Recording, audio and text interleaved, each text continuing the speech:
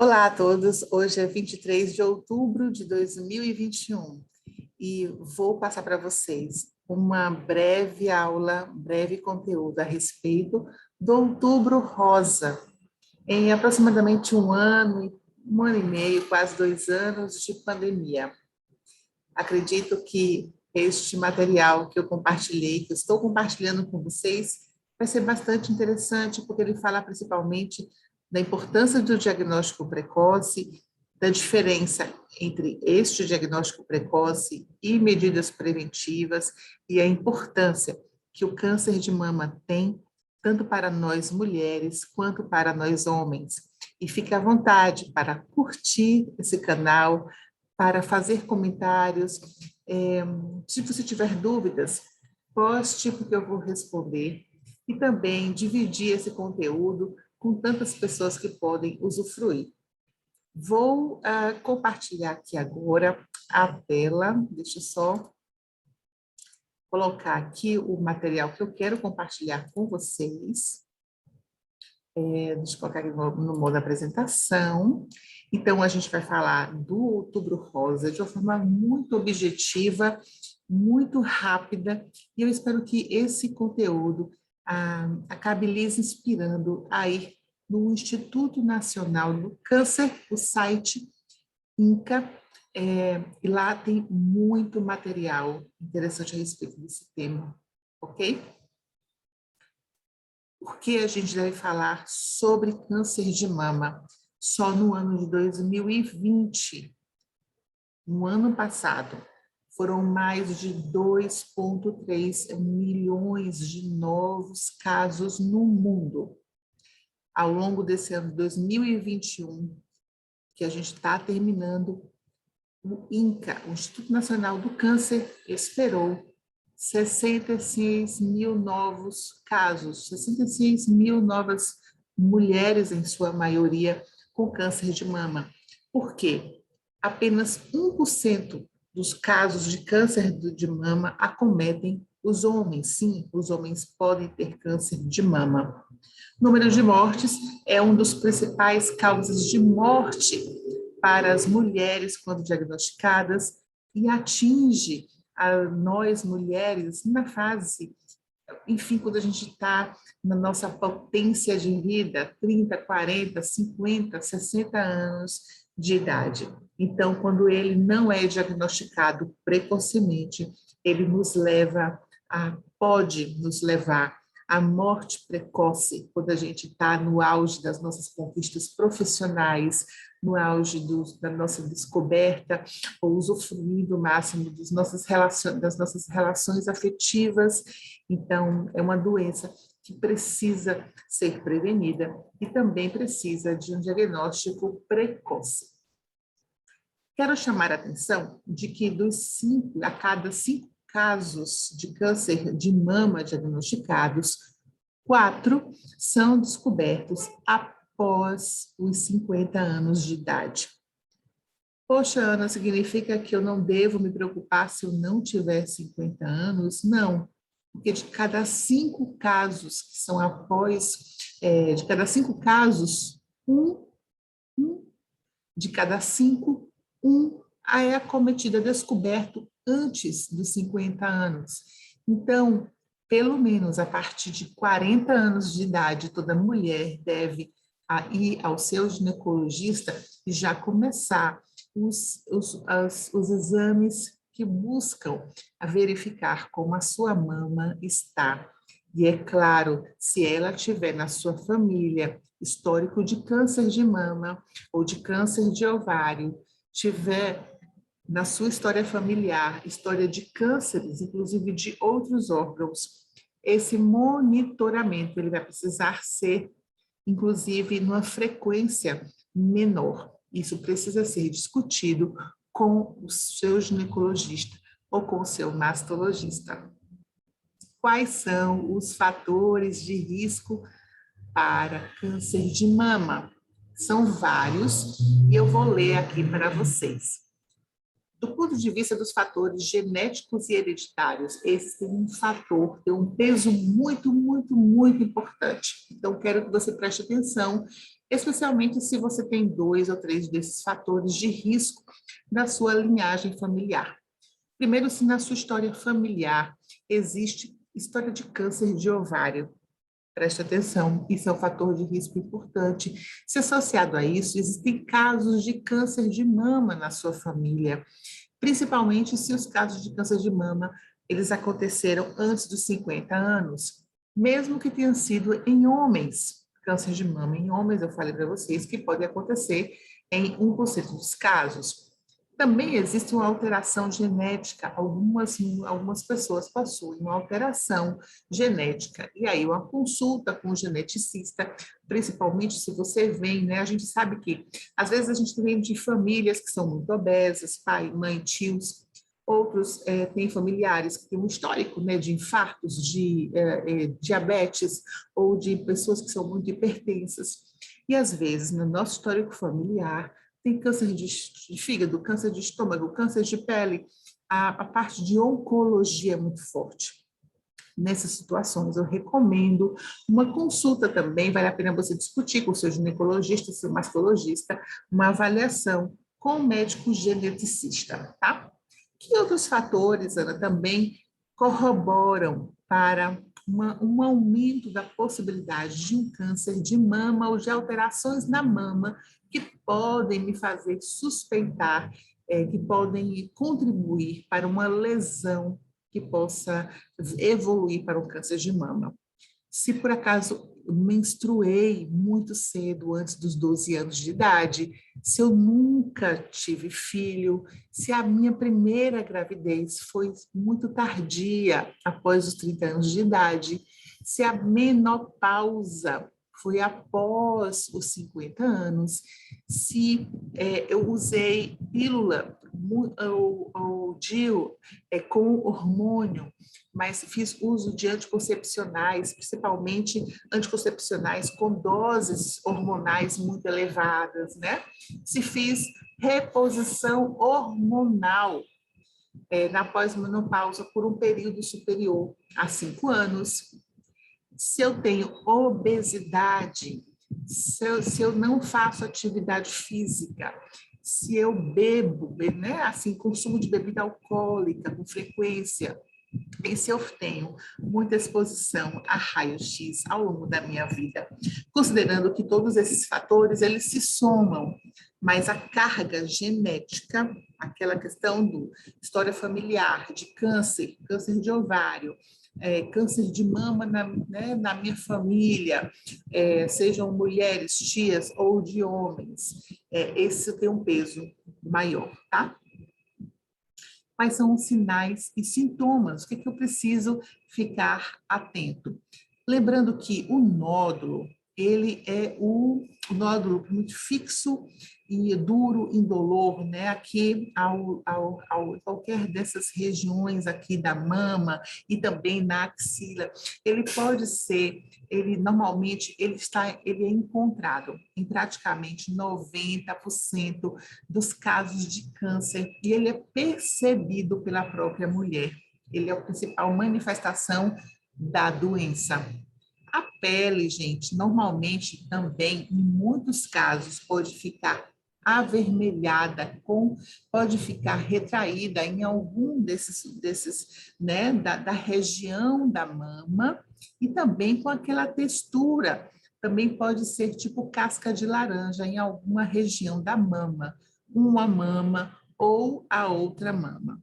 Alterações no bico do peito, pode também sair algum tipo de líquido no bico do peito, né? Alguma secreção espontânea, estranha. E a íngua, que a gente chama, né? A íngua, o nódulo, tanto na axila quanto também na região do pescoço, se você perceber que tem algum caroço estranho que não deveria estar aparecendo. Como a gente faz o diagnóstico de lesões suspeitas de câncer de mama?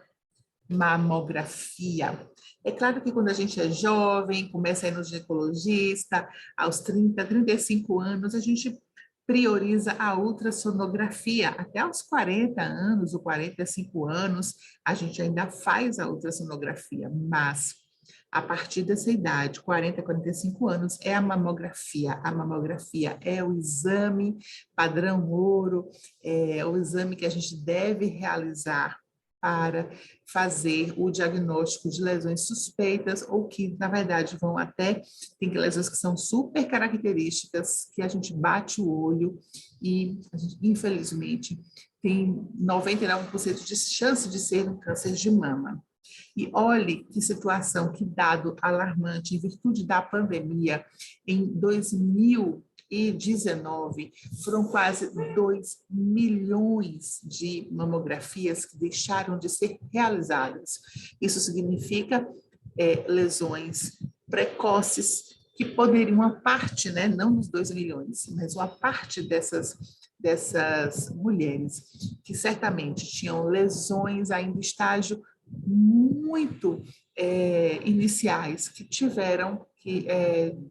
não tiveram o seu diagnóstico realizado.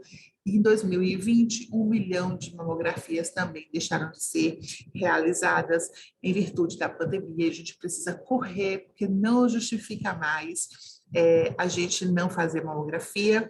A vacina está aí, eu espero que você esteja me assistindo, já esteja vacinado com as 2 doses, e que você possa, se não fez a mamografia, que você faça, vá ao médico na rede privada ou na rede pública, porque esse exame é oferecido. Já falei da ultrassonografia, que é o exame complementar, tem a sua indicação, tem o seu lugar, e a mamografia, que é padrão.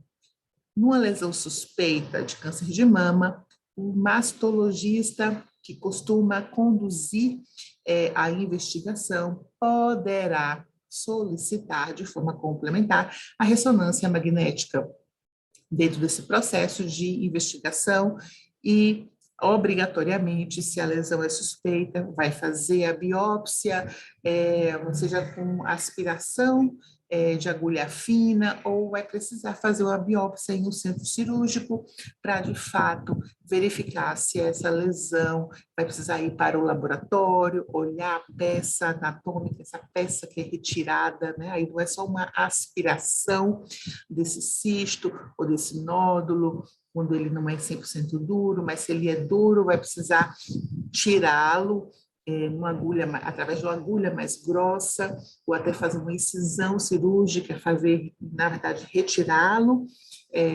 levar para o laboratório e confirmar ou não o diagnóstico de uma lesão maligna, de um câncer de mama. E aí proceder com o tratamento que for indicado a depender de cada caso, da idade, da condição física, do estadiamento do câncer, se ele é localizado, se foi diagnosticado no estágio mais avançado.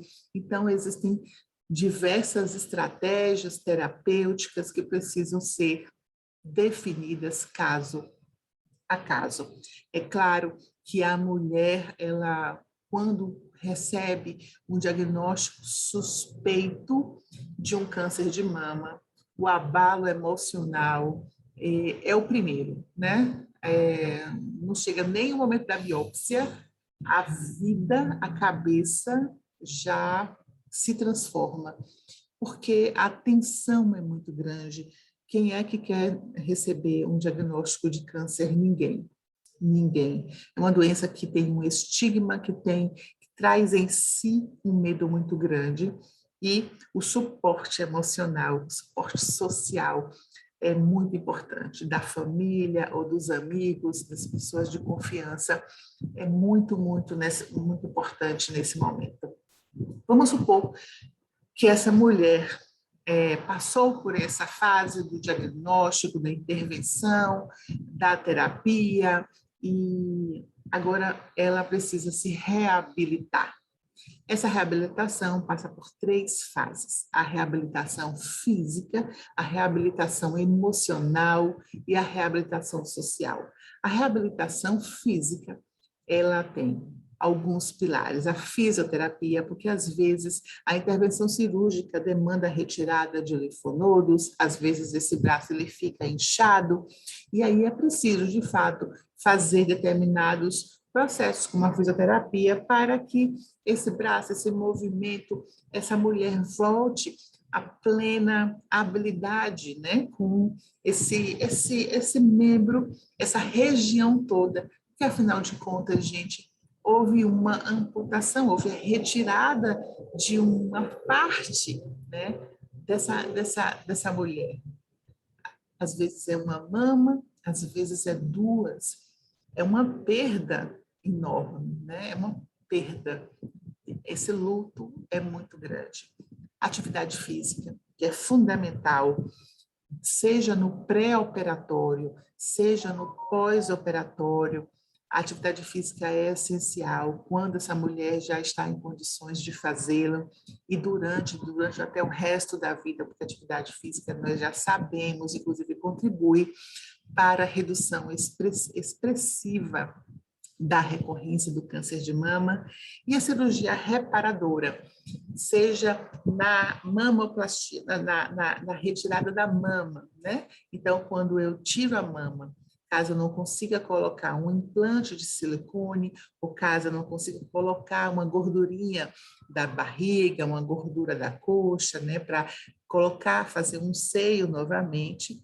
Agora eu trouxe aqui uma figura, né, na verdade até de um homem aqui, mas mostrando como as tatuagens em mulheres que foram mastectomizadas e que não tiveram, né, o silicone ou não fizeram a reconstrução mamária, as tatuagens elas foram fundamentais para o resgate da autoestima. Se você tiver a oportunidade de conversar com mulheres que tatuaram o seu tórax, né? A gente pode falar a sua mama, mas o seu tórax, onde existia a sua mama, tem tatuagens que são perfeitas, que reconstituem, inclusive, a auréola, quando, na verdade, elas, inclusive, colocam a gordura, então, o silicone, então, o tatuador, nesse caso, refaz a auréola, fica perfeito, como uma arte, ela é necessária para a reestruturação psíquica da mulher, e aí a gente já entra na reabilitação emocional. Nós não somos sozinhos no mundo, a gente precisa viver e conviver com as pessoas, e no processo dessa mulher que está desde o processo do diagnóstico, passando pelo processo da intervenção, do pós-operatório, da reabilitação, sem pessoas de sua confiança, da sua intimidade, é muito difícil passar isso e superar os traumas, porque tudo isso é muito traumático. Sem falar nas situações em que as mulheres, algumas têm fortalecido os seus relacionamentos afetivos. Por outro lado, a gente tem também conhecimento de histórias de mulheres que têm rompimento das suas relações afetivas. Em terceiro lugar, a reabilitação social. Muitas vezes, a cirurgia, a quimioterapia, a radioterapia leva essa mulher também à perda do seu vínculo de trabalho, do seu servir, da sua profissão, o afastamento pela previdência, ou quando ela não tem esse vínculo previdenciário, né, fica em casa, enfim, ela se afasta de uma ocupação formal, mas chega um momento que ela precisa se reinserir de volta e trabalhar, se ocupar, é essencial também para o seu restabelecimento, inclusive, para a sua recuperação física. Como prevenir? Fazer mamografia não previne câncer de mama. Fazer mamografia, fazer ultrassonografia, pegar, né, na sua mama, prestar atenção aos nódulos, não previne. Isso é diagnóstico precoce. Como é que a gente previne, contribui para a prevenção? Atividade física regular, principalmente atividade física de alto impacto, por curtos períodos. manter manter o nosso peso sempre dentro dos parâmetros ideais, né? Evitar a obesidade. Evitar consumo de bebidas alcoólicas. Se você tiver filhos, espero que, se isso for do seu desejo, você tenha e amamente. Poxa, eu não tenho dificuldade de amamentar, eu tenho receio, leia sobre o assunto, converse com mulheres que amamentaram de forma fácil, busque profissionais, enfermeiras, que possam te ajudar. Tem mulheres que realmente têm mais dificuldade, porque o bico é intruso, o bico é para dentro, então é necessário ter técnicas para isso, né? Para que haja a pega do bico do seio, para que não seja traumático logo depois do parto. E não fumar. Fumar, jamais. Eu espero que esse conteúdo tenha sido, foi curto, mas que tenha sido útil para vocês. Compartilhe com quem vocês acham que vão se interessar por esse tema e que a gente lembre-se de todos os anos continuar cuidando da pessoa mais importante neste mundo, que é você, que sou eu, enfim. Um outubro rosa maravilhoso e que ele se estenda por todos os anos das nossas vidas. Até mais.